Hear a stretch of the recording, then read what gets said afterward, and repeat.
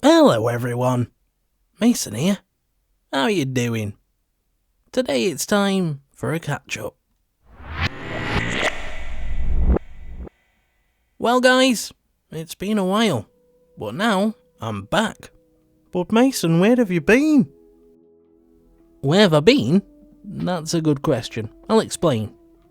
So this channel hasn't been a barren wasteland. As you might have seen, I've uploaded a few bits of poetry, which I crafted myself. But it has been a good while since we had a proper chat. As I mentioned in a previous video, I started walking in January, and for those of you who are actually interested in an update on my walk to Mordor, as I'm calling it, at the moment I'm just over 650 miles. Have I actually walked anywhere? No, I've basically just walked in circles around my hometown. It has been fun though, and I've actually got an amusing story to share. I'm not sure whether this is something you will have noticed or be aware of. It's easy to miss because I don't talk about it that much, but I'm blind. It's been just over a year since my guide dog Una died, and since then I've been navigating with my sweeping cane. Since we've been walking so much, that cane has got a lot of usage, and recently, just to amuse myself, I decided to perform a social experiment. I was wandering around one of the local chain stores when I came across a cheap pair of sunglasses, and I thought to myself, would people treat me differently if I started rocking the blind guy shades? The answer, hilariously, is yes. Yes, they do. When I go walking, I go with my partner, and for some reason the general public seem to think that it's her job to get me around them. Despite the fact that I'm walking along with a big white cane that screams, "I'm blind," very few of them seem to move. Don't get me wrong, it's not like I think I'm some sort of VIP, I don't just expect people to move out of my way, but when we're walking along a narrow canal path and then my partner basically has to tightrope along the edge of the canal without falling in so that she can move me out of the way of someone who then completely ignores us, it feels a bit rude. However, the shades and cane combo are borderline magical, and it's consistent. When I don't wear them, people don't move. When I do wear them, people pull over to the side like I'm a police car with my sirens on. For whatever reason, people see someone walking along with a big, long, white cane, sweeping it along the ground, and they don't think that's a blind person. But when you combine it with a pair of stereotypical sunglasses, they think, oh, Stevie Wonder was blind, and he wore sunglasses, I better get out of the way. When Una was still a working dog, a large portion of the general public used to come up and try to stroke her, even though it's general knowledge that only dickheads stroke working dogs when they're on the job. If you are the sort of person that strokes any sort of assistance dog while they're working, screw you, buddy. And that's putting it lightly. I'm going to climb up on my soapbox a little bit here. When people are working with any kind of assistance dog, it's a partnership, right? The dog is doing a job. If you stroke it and distract it, you're putting that person in danger. Imagine if you were working in an office, and all day, every day, people just kept coming by and being like, "Hey Dave, you alright?" and trying to have a conversation with you. And then you've got to try and get back to work and concentrate, and by the time you focus again, somebody else is coming along. "Hello Dave, you alright?"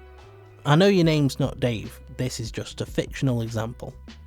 I shit you not guys, I'm not joking. There was once a time when I was waiting to cross the road with Una, and there was an old woman on the other side of the traffic lights whistling at her to try and get her to come over. That story is 100% true, and that woman was an absolute dickhead. Transitioning to using a cane instead was a big step, and I do feel like it gave me a lot of independence. It's now my responsibility to get myself around. It's a bit like playing a minigame, really.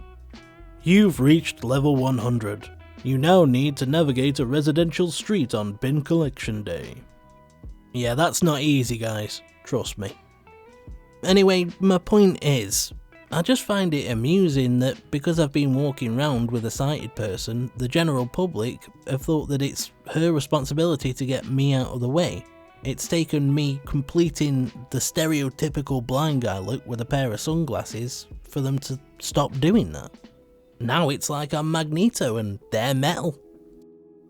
So, other than conducting a low-key social experiment and walking around most of the day, every day, until my feet feel battered like a chip shop sausage, I've also been doing a lot of writing.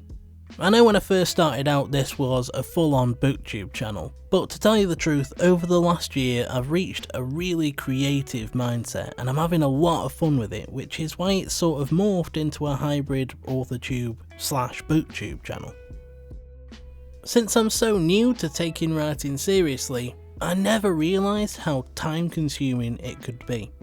Over the last month I've been working on volume 4 of The Bleeding Ground, which is the episodic series I've been releasing since October. It took me a good long while to write. Firstly because it's the longest one that I've done so far, and secondly because the stuff that I wanted to achieve this time around, so it was a lot of work, but I'm very pleased with how it turned out. I'm actually quite proud of it and I can't wait to share it and see what you guys think. If you haven't listened to the other volumes of The Bleeding Ground yet, I do have it arranged in a handy playlist which I'll link in the description below. At the heart of it, The Bleeding Ground is a revenge tale, and in terms of genre it's got some dark low fantasy vibes and some horror in places. A friend of mine, Katarina, described it as a mixture of thriller, horror and a little bit of fantasy, which was an amazing description and it put a massive smile on my face. Don't worry though, if The Bleeding Ground isn't for you, I'm currently developing an unrelated short story with a much different tone. I'm just not really ready to tell you about that one yet. Between walking, writing and recording what I've written, which is what I'm currently working on, I just haven't had a lot of time for other things, so reading's been a bit neglected if I'm honest. I've started sticking something on while we're out walking, and that does seem to be helping, but at the same time, if the book's not very good, it makes the walk feel like it's taking forever, so DNFing has become much more of a thing. So much DNFing. As well as not having much time, I don't think it's helping that I'm in a bit of a slump. I don't know what it is. Maybe I'm just being a bit too picky, but it feels like it's been a long while since I read something that really clicked with me. I tell you what though, if you've been around a while and you know me well, this next bit might come as a bit of a shocker. My biggest disappointment this month was when I picked up The No-Show by Beth O'Leary. To be honest, I've just noticed diminishing returns when it comes to Beth's writing. I loved The Flat Share, loved The Switch slightly less, didn't really like The Road Trip, and I just couldn't even get through The No-Show. I just kind of feel like she's trying to do too much. One of the things that I loved about The Flat Share was that despite having some side characters, the main focus was on Tiffy and Leon. They felt like real, relatable people, they were your main POV characters, and the story was mostly about their relationship. I've said before that I think Beth does a fantastic job balancing a poignant message with a fun, heartfelt story, but with each book she's broadened the scope and increased the cast, which is fine because that's what she wants to do and she's the writer, but when it comes to The No-Show, I'm just not feeling it. There's 4 main POV characters, and I know that a lot of books have more than that, but I'm a few hours in, and I just don't feel like I've had enough time to get to know any of them at all. I'm a character-driven person, and when I'm reading, I want characters that I can relate to and or care about. I need at least one of them, but when you can give me both, that's when I'm going to truly invest. I honestly can't even tell you the names of the characters in The No-Show, and I just don't think that that's a good sign. Is it something that I'm going to DNF forever? Probably not, I'll most likely try again at some point. But at the same time, Beth O'Leary has gone from someone that I thought was going to be one of my favourite authors to someone that I'm not too sure about. Don't worry, I have read stuff that I've actually liked though. I read Seatmate by Carol Bastow, which is another entry into the Love Lines series. The thing is, about the Love Lines series, I think it might be a bit of an acquired taste. I enjoy it, but it is mostly just conversations between characters. They're fun little audio productions though, and I've had a good time with each one of them so far. This one focuses on a bit of a road trip, and to be honest, there's not too much to say about it other than it's a fun, short, contemporary romance that won't eat too much of your time and has two characters with some nice chemistry. Then there's Rabbit Hole by Mark Billingham, which is your standard murder mystery detective story, except wait, no it's not. It centres around Alice Armitage, who was sectioned after a mental breakdown and is now a patient on a residential psychiatric ward. When another one of the patients gets murdered, Alice decides that she's going to do what she does best, uncover the truth, because she's a cop. Or she was. Or maybe she just imagined that she was. For the most part, Rabbit Hole is quite fun. You've got a blunt, irreverent main character who tells it how it is and is pretty amusing in a lot of places. A murder mystery that's unfolding, and that central premise of working out whether or not Alice was actually a cop. On top of that, there's an amusing cast of characters. However, I don't think this one will be for everyone. The plot does drag in a few places. The main focus is on Alice as a character, and unfortunately she might rub some people up the wrong way. Although I was personally amused by the cast of side characters, I do have to admit that one of the criticisms I've seen floating around is valid.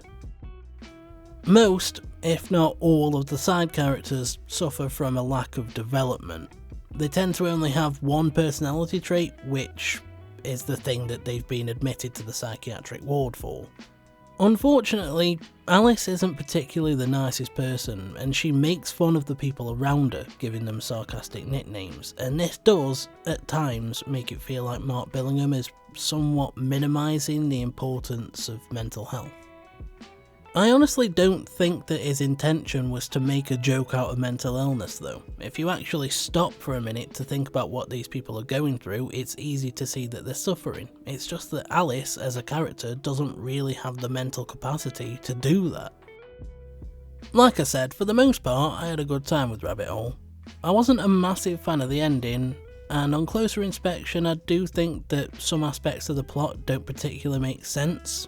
But it's a bit different, and if the central premise sounds interesting to you, I'd recommend it. Finally, I read Kill Someone by Luke Smitherd. Now I'm not sure what to say about this because I don't want to spoil it. Instead, let me ask you a difficult question. If you had to kill someone to save the lives of 5 innocent people, do you think you could do it? This is the conundrum that the main character of Kill Someone faces. Chris is approached by some shady, dangerous people who tell him that he's got 12 days to kill someone or they will kill 5 innocent people. He's not allowed to use guns, explosives or poison because it needs to be up close and personal, and it also can't be anyone suicidal, over the age of 65 or with a terminal illness. There's all sorts of different rules and procedures that are designed to keep Chris trapped and put him under pressure so that he kills someone as fast as possible. Everything about him is average, he could be anyone, and he finds himself in probably the most difficult, horrific position you could find yourself in. It's bonkers, but as much as I feel bad for saying it, it's also kind of fun. It's a unique concept, and as someone who really enjoyed utilitarianism when I was studying philosophy, I was intrigued. It's thought-provoking, punchy, fast-paced, and the conclusion is actually quite satisfying. My one criticism is that it's somewhat outstayed its welcome and ends on a bit of a mysterious cliffhanger, which I think some people would like, but I wanted answers. I like my plots tied up in a nice little bow, thank you very much. Honestly, if you're a thriller fan, I'd recommend this one.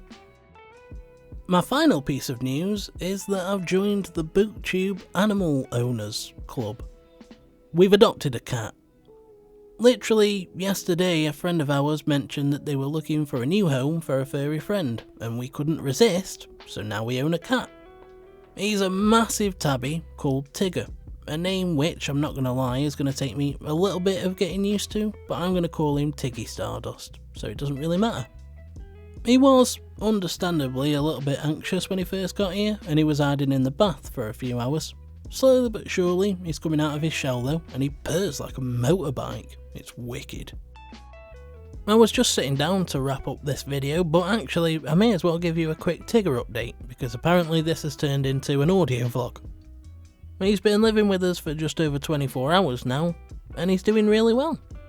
Although he did jump up on our bed last night, he was still a bit withdrawn this morning, but I just got back from my daily walk and received a warm welcome. For someone who's been uprooted and brought to a strange place, he's very friendly. So yeah, I've got a new friend, and I'm quite happy about it. My week's got off to a good start really. If I can get the rest of Bleeding Ground Volume 4 recorded, then I'll be even happier. Wish me luck. That's my life and what I've been up to, so now it's time for Question of the Day. What is the most useless, but still somehow interesting fact that you know? If you've enjoyed this video, the like and subscribe buttons are just sitting there, waiting to be pressed. Now press them, or you'll make Tiggy Stardust cry. If you've got some thoughts to share, or you just want to get in touch to say hi and have a chat, you know where the comments section is, and the link to my Twitter can be found in the description. Thanks ever so much for spending time with me today, guys. Until next time, take care. For now, I'm off.